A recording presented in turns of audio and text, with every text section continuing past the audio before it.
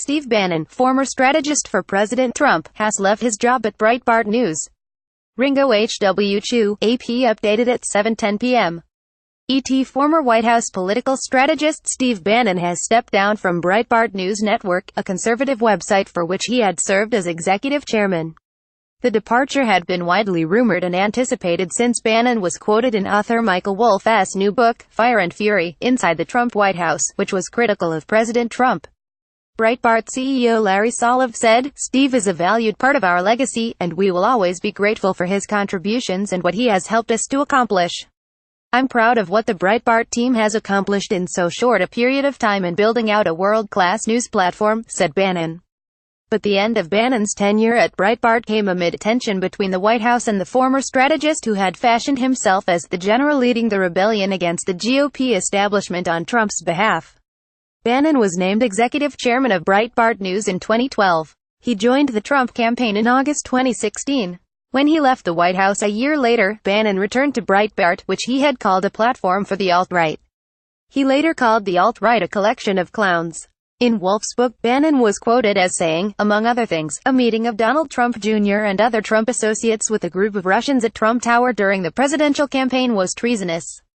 Suddenly, the operative who once enjoyed ultimate insider status in the West Wing and sat in on National Security Council meetings found himself on the outside being ridiculed by Trump as Sloppy Steve. As NPR's David Folkenflik reported on All Things Considered soon after the news of Bannon's ouster was reported, Breitbart certainly defined his job as being something of a rhetorical bomb thrower, usually aimed at the left or those within the Republican and conservative establishments that he saw as insufficiently devoted to his brand and his version of conservatism. In this case he's aiming at inside the White House and inside the president's inner circle, and by castigating the president for a lack of intelligence, lack of focus and a lack of seriousness of purpose.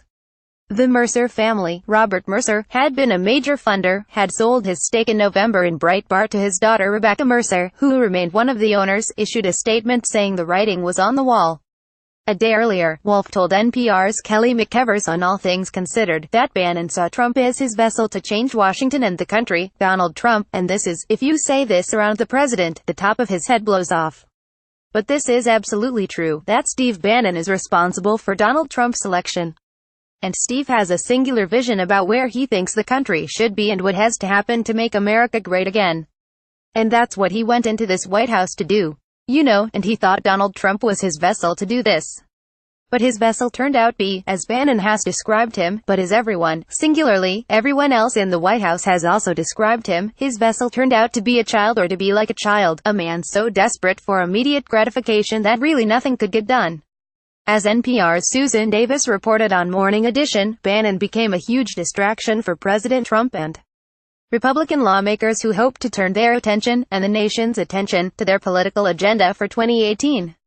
Bannon had apparently hoped to weather the storm of criticism from fellow Trump loyalists. Bannon's departure from Breitbart came as a shock to some of his allies. One said Bannon was telling people as recently as Monday that he expected to stay on, reported the Associated Press.